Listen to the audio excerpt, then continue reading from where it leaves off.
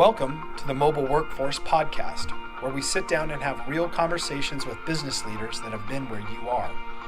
During these interviews, we'll dive into what it takes to improve systems and champion processes that maximize performance. Each week, our trailblazing guests share their experiences and understanding of the workforce to help inspire change, challenge our thinking, and share what it takes to successfully travel the road to profitability. Now here's our host, co-founder and chief evangelist of About Time and WorkMax, Mike Merrill. Hello and welcome to the Mobile Workforce Podcast. I'm your host, Mike Merrill, and today we are sitting down to have a second discussion with our friend Stuart Binstock, the CEO and president of CFMA. Stuart was on the show on episode number 25 a little while back to talk about why construction safety and mental health go hand in hand. If you haven't listened to it, I highly recommend that you go back and give it a listen. I think you'll really enjoy that episode and that discussion. But after recording that first episode, it was unfortunate because we just didn't quite have time to dig into some of the other details on the importance of mental health as it relates to productivity in construction. And so after the inflow of feedback from some of the listeners, we had a request to bring Stuart back and have this further discussion. So excited to have you here today, Stuart. We're grateful for you to join with us, and welcome back to the podcast. Thanks, Mike. Anytime I can have an opportunity to talk about this subject, which is so critical to the industry, I welcome the opportunity. So I really appreciate this second shot at it. That's great. Maybe we'll get it right this time around. There you go. Now, I think we did a great job. And again, we just ran out of time, right? Yeah. So, well, I guess just to start off, just for those that maybe haven't heard the first episode, do you mind just sharing a little bit about your background with CFMA and also the Construction Industry Alliance for Suicide Prevention? Sure. So I've been at CFMA now for, this is year 11, just started year 11. The organization actually is 40 years old. So that's kind of historic. I've been here for about a quarter of the time. And time flies when you're having fun, Mike.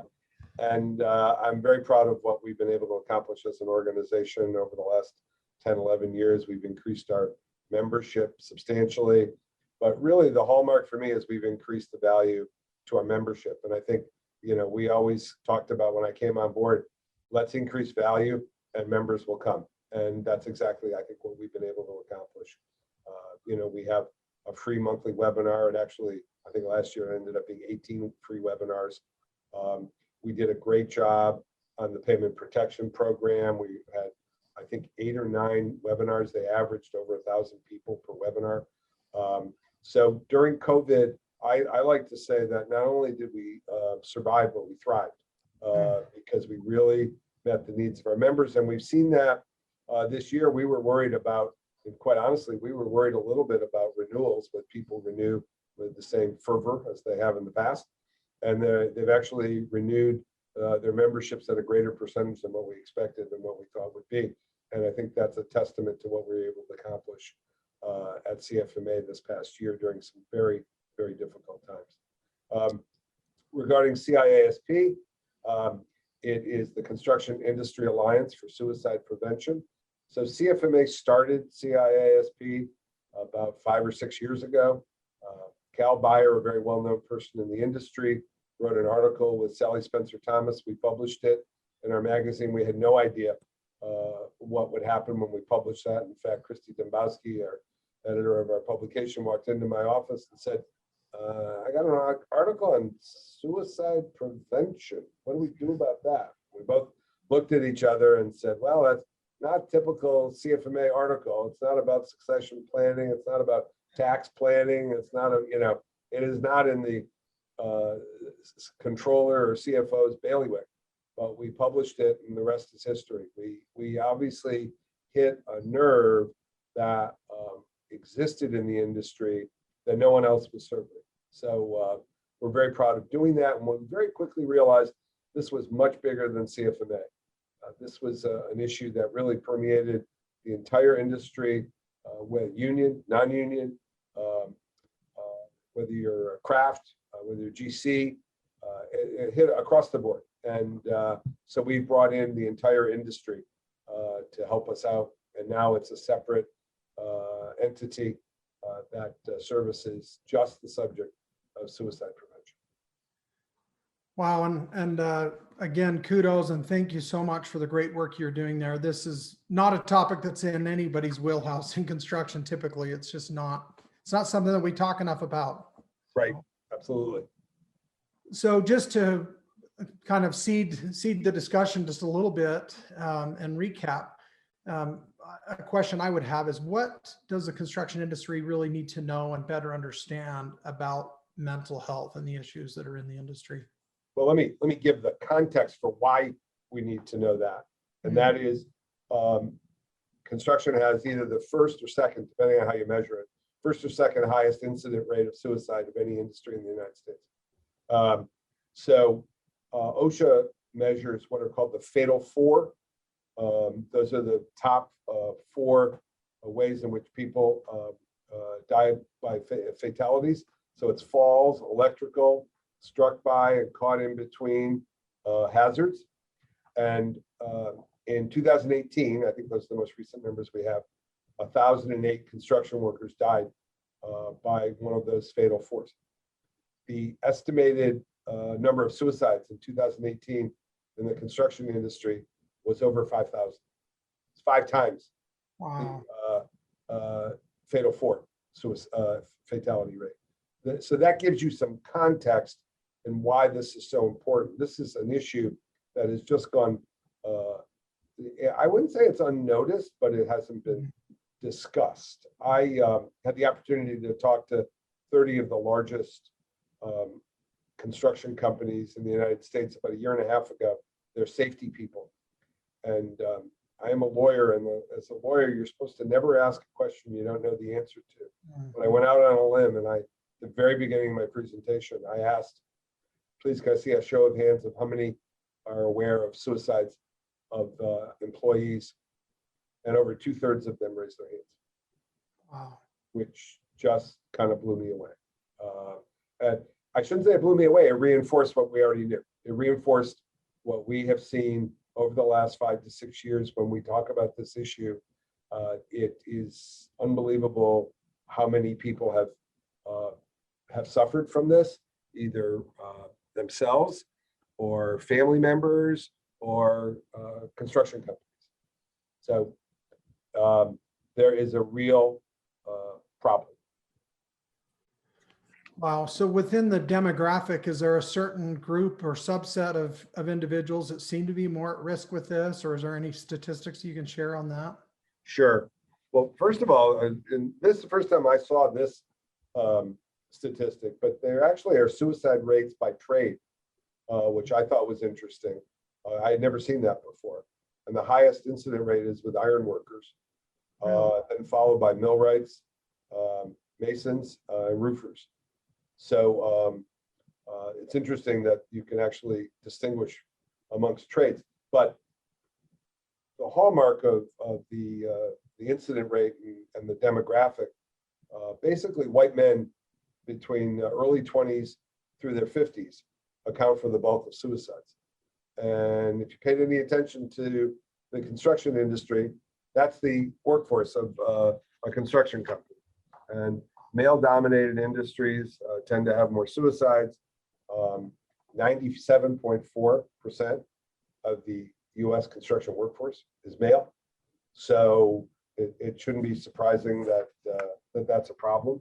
And then there are all these demographics, or maybe talk about the work culture. So, you know, construction folks are very stoic. So they're not going to complain. But there's a lot, you know, people get injured on the job sites and they start taking opioids, and then that's a downward spiral that it goes nowhere very well. The other factors that lead to this, a lot of times folks work remotely, so they live in isolation. They go work, they come home, they probably go drink. They don't have a family life because they're on the road for 6 months. And then I think it's fair to say there's a little bit of a access to lethal means. There is kind of a gun culture probably in some parts of the construction industry. And the easier you have access to lethal means, the more likely, you're inclined to do something. So you add all those things up, family separation, sleep deprivation, folks get laid off, the stress on the family from getting laid off because construction sometimes can be seasonal, chronic pain, which leads to opioids.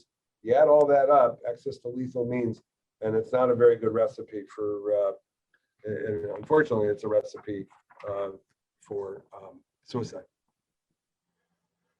Yeah, there's a lot of stark and shocking, really, information that you shared there. I think it makes sense. Makes sense. The demographic, I can understand again that opioids or substance abuse of some kind certainly have a role to play. I would agree with that completely. Yep.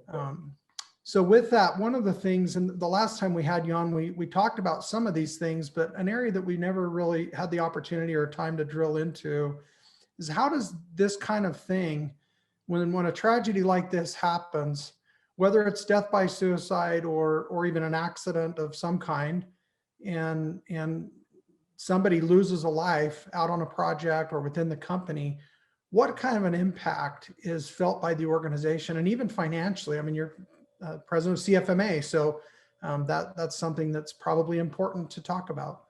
Well, first let's talk about the impact of a suicide, and then let's talk about just mental illness and mental health and how that impacts the productivity of a company.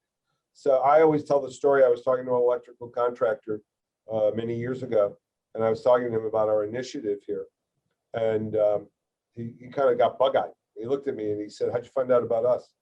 I said, "What are you talking about?" He said, "We've had 3 suicides in the last 18 months. So the last one was at a Fortune 100 company. One of our foremen died by suicide by hanging himself in the boiler room of a Fortune 100 company. His spouse sued us, blaming us for the suicide. The Fortune 100 company called up the company and said, 'I'm not sure you guys can work at our shop anymore.' This guy was the president of the company, he had to go out to the Fortune 100 company, which was in the Midwest, and they're based elsewhere, and explain to them how they were going to continue to work in the environment after one of their people had just died by suicide in their boiler. You just think about that for a second. You're getting sued. It speaks to your credibility with a Fortune 100 company, and what's the attitude or the mood of the people on your workforce. You add all those up, and there's a lot of lost time and a lot of cost involved. So let's talk about short of a suicide. Let's just talk about mental health problems. So these are, I think, national statistics, and they're not necessarily related to construction, but they're overwhelming. Mental illness results in 200 million lost workdays per year. In a 3-month period, a depressed person will miss 4.8 days of work and 0.5 days of reduced productivity. $44 billion per year is estimated in lost productivity. And a person suffering from depression consumes, and this is an interesting statistic, 2 to 4 times the healthcare resources that someone who's not depressed. So think about all those costs that are really hidden costs. And 1 in 5 adults will experience some form of mental illness, they say. That's 43.8 million people. 60% are left untreated. 7% have depression. 18% have anxiety. And this can lead up to 27 lost workdays per year. Depression is the leading cause of disability and increases risk of other chronic medical conditions. So you just start to add all that up, and it's kind of overwhelming. So let's talk about maybe some other factors. A $1 investment in mental health results in a $4 return on investment. Wow. So this is good business, and I think I will tell you that we've gotten involved recently in the diversity and inclusion issue as well.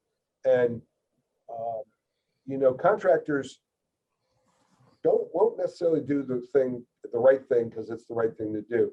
But if you can make a business case, then they'll listen. And there's a business case to address this, just like there's a business case to address diversity and inclusion.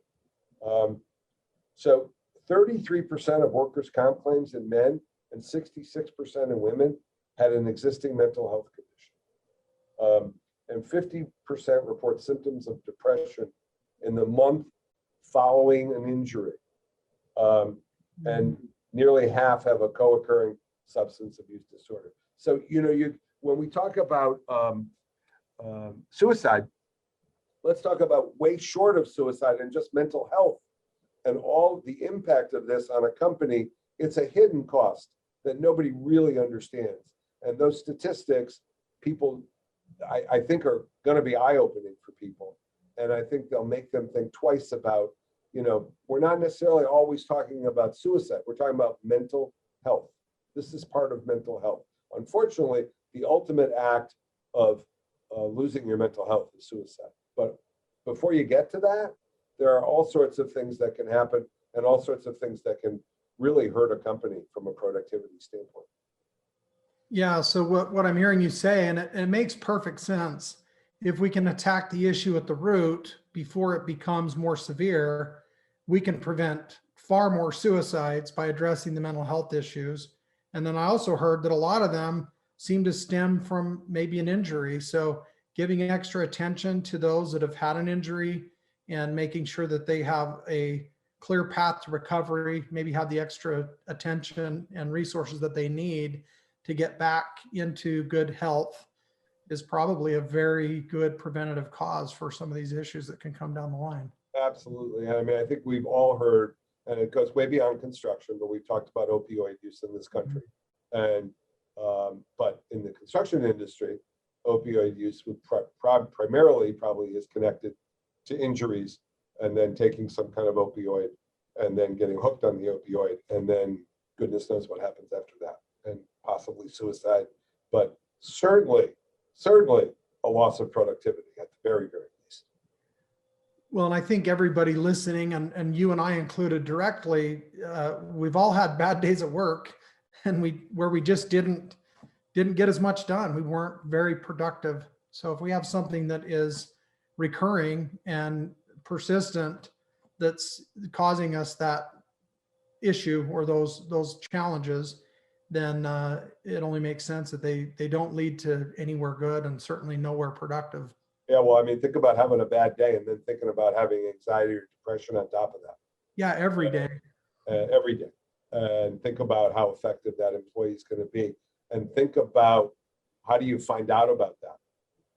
That's kind of, I think, probably a major question some people might ask is how do you know that you're dealing with, a disgruntled employee or a depressed and anxious employee, and so, there are warning signs, and at the Construction Industry Alliance for Suicide Prevention, we have little cards that you can purchase that talk about what are the warning signs for, for depression. And so there are things like feeling sad or depressed most of the time, increased use of alcohol or drugs, feeling hopeless and helpless, sleeping too much or too little, withdrawing from family and friends, talking about being a burden to others. Those are kind of all signs that someone's going through something. And then in construction, there are actually some construction specific warning signs. Once again, decreased productivity, increased conflict among coworkers, near hits, injuries and accidents. So someone's not paying attention, their mind is elsewhere. Decreased problem solving ability and increased tardiness and absenteeism. So you add all those up, and it's not a perfect formula. You're not going to get this right all the time, but if you know the warning signs, is important. We don't expect, we at CFMA, the CISP, we don't expect people to be mental health experts. That's really not what CIASP is all about. It's all about, kind of understanding what are the possible problems and getting someone help. Yeah, I keep thinking of the old adage my mother used to say all the time that an ounce of prevention is worth a pound of cure. There's a lot of truth. There's a lot of truth to that. And then, and as we discussed, it really has a monetary impact on the construction industry. I mean, a serious monetary impact. If someone's not going to do it, because it's the right thing to do, it's also the right thing to do from a business standpoint. Yeah, fascinating. And again, not something that we hear enough about. I think back to my career in construction for over a decade, and this is going back a couple of decades, and I don't remember anybody ever talking about it at that time. So, well, Mike, let's add another layer to this. How about the last year and a half in COVID? Yeah. I mean, talk about putting stressors on people. So there's a lot of anxiety in the world today. Hopefully, it's lessening, and hopefully people get vaccinated. We can return back to normal. That's my little pitch. But that has nothing to do with suicide prevention. My own personal pitch: for God's sakes, get vaccinated. But I mean, just really think about it. Add everything we just talked about, and then think about COVID over the last 15 months, and how the stressor that is put on people, on families, on construction companies, really on the whole world. Well, and tragedies are always, I tend to view the world this way. I try to view it this way. Tragedies are always an opportunity to regroup, to buckle down, to improve, to learn. And let's use COVID, if nothing else, to raise awareness and to be more in tune with the mental health and just the general well-being of our coworkers, of our work family, of our employees. Yeah, I speak at a fair number of places, and so I'll go to safety and health conferences, and they'll say, I'll say, you're all fine talking about safety. Wear a hard hat. You have toolbox talks. I get all that. But when it comes to health, health's a little more complicated. But mental health, nobody wants to talk about that. It's hard. It's complicated. It's not an easy issue. So it's kind of, I don't think we need to blame people and blame the industry. It is understandable that people don't want to talk about mental health, but we're at the point where, and Cal Beyer, really the father of this whole initiative, talks about removing the stigma. Get away, we need to talk about it. And that's the only way this issue is going to get better. Yeah, and I think you mentioned, when you mentioned that, I think of, a lot of people are aware of Alcoholics Anonymous or other organizations where admitting that there's a problem, as an industry, that's something we just need to be better at. Yep. And I'll tell you, interestingly enough, they're better at this in the UK and Australia. I can't really explain to you why, but they have a program called Make Some Construction in Australia. They have a budget, I think, of like $1.5 million to spread the word about this issue. And ours is a fraction of that. We're 10 times the size of that country. So it is something we need to spend more time on. Do you have any ideas or thoughts on what companies can do to at least take a first step towards this? Are there programs, are there websites, resources? Yes. So I'm glad you asked that question, Mike. So the website for CIASP is preventconstructionsuicide.com. www.preventconstructionsuicide.com. There are a host of resources on the website. One of them is, how do you evaluate a company's mental health and suicide prevention, preparedness, and culture, which is a very long word, but it's really an expression, but it's kind of a needs analysis and implementation. So you can go in to the website and kind of almost check off whether you're doing this or you're not doing that.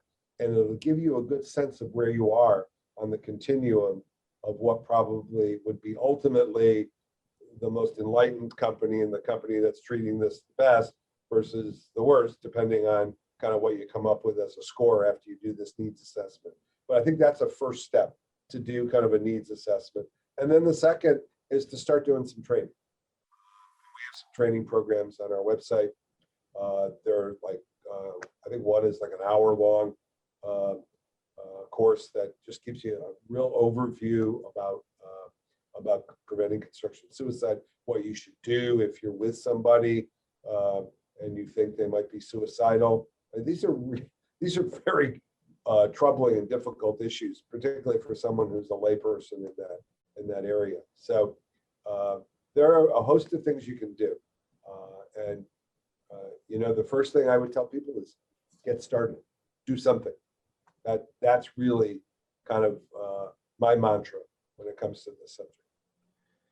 Yeah, and I can't help but think as well, you talk about the productivity and the lost productivity, but even if I feel like I'm doing fine, if my buddy to the right or to the left of me is not, and heaven forbid they have an accident or a mental lapse or a challenge, it's going to affect me as a crew member. It's going to affect my project. It's going to affect my mental stability too, to my concern and my worry.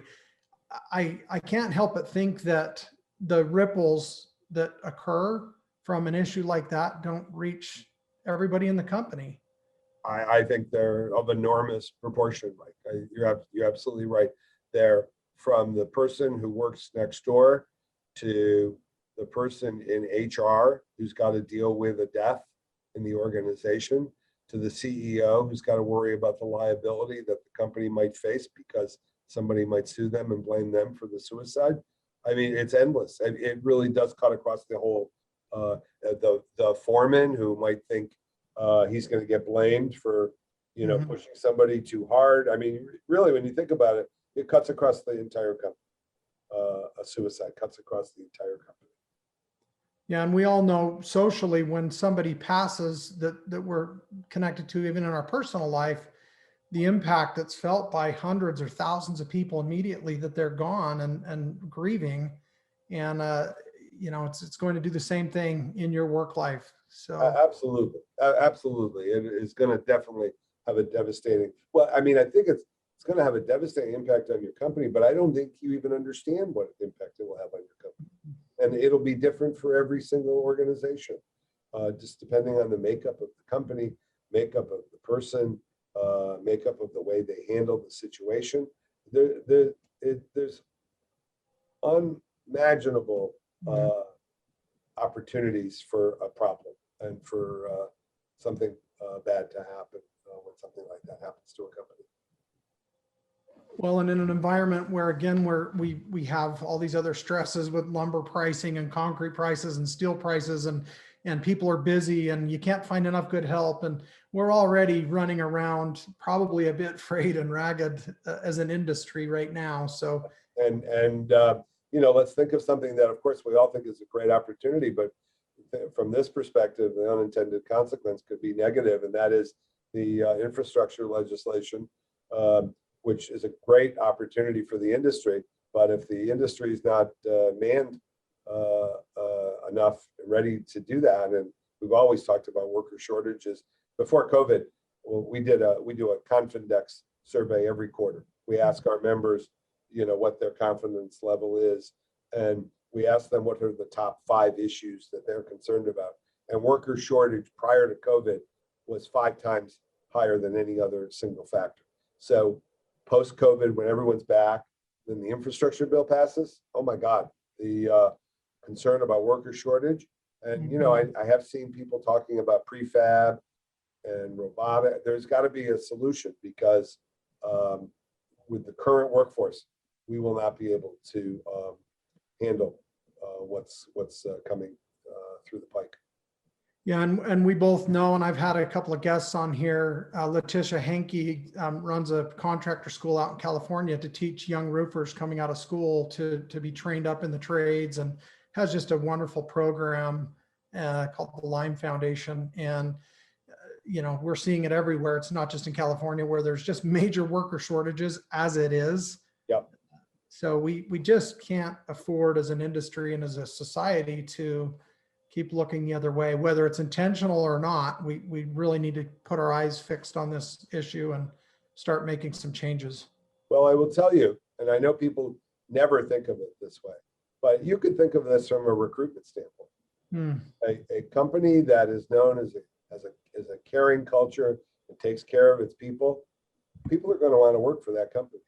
And I think millennials, even more so, seem to be a little bit more independent than some of us old folks.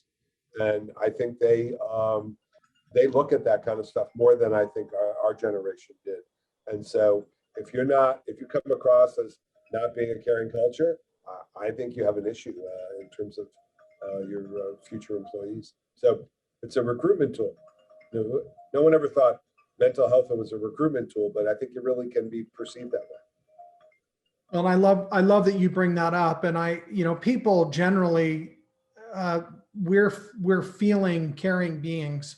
So they know when you're interested in them from a perspective, from an emotional perspective. They know when you care about them. And I think you're right. I think a company culture has that same spirit of what that company is about. And I think people will take notice. I think so. Yep.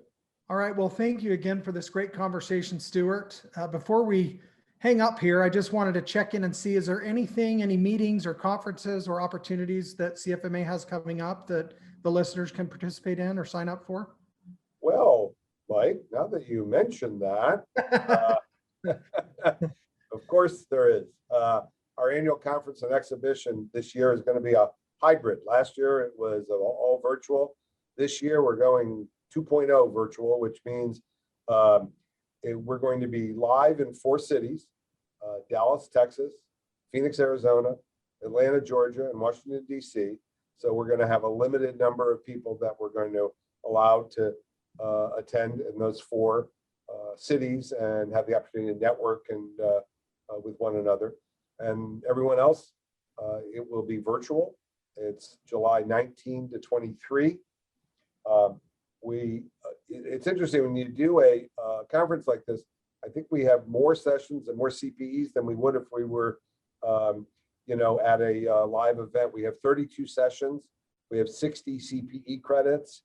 And I know one of the things that's always popular with our members are the small, medium, and large firm roundtables, where contractors get to talk with similarly sized companies about issues that are troubling them. So love to have people attend that. And all the information is on conference.cfma.org. That's great. Well, thank you, Stuart. And I highly encourage everyone to check that out. We've been members of CFMA and involved for going on 11 years now. And I know that, again, I think I said this on the first podcast we did, CFMA always continues to grow. It never shrinks. Nobody ever leaves it. They just keep coming and coming and coming. So we're excited to have more people come and join in the conversations and the education happening there. Thanks so much, Mike.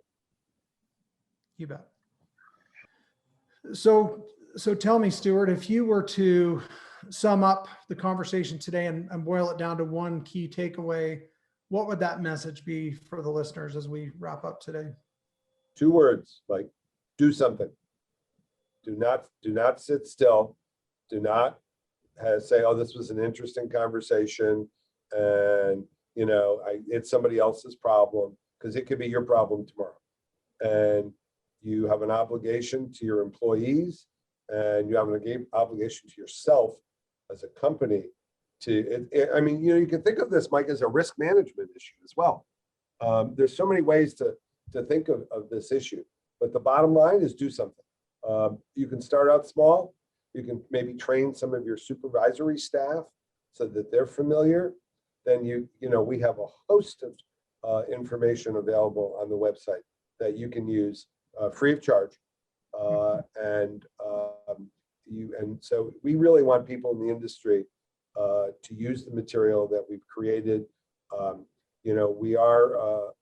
We do accept contributions from people, but we don't have membership fees. We're just trying to do the right thing and do the right thing for the industry. I love that. I'm hearing Stuart tell the audience, take action, right? You just took my words and you put them into yours, and they work very nicely, Mike. Great. Well, again, thank you so much for the great work you're doing with both of these organizations, CIASP and of course CFMA. Strongly encourage the listeners to please take a look at those websites. Again, CFMA is doing a lot of great work, not just in suicide prevention and mental health, but also in your construction financial management roles. And they are a great help to many companies all around the country. And I strongly encourage you to take a look at what they're doing and get involved. Thank you, Mike. Thank you again, Stuart. And thank you to the listeners. I appreciate your listenership today and tuning in.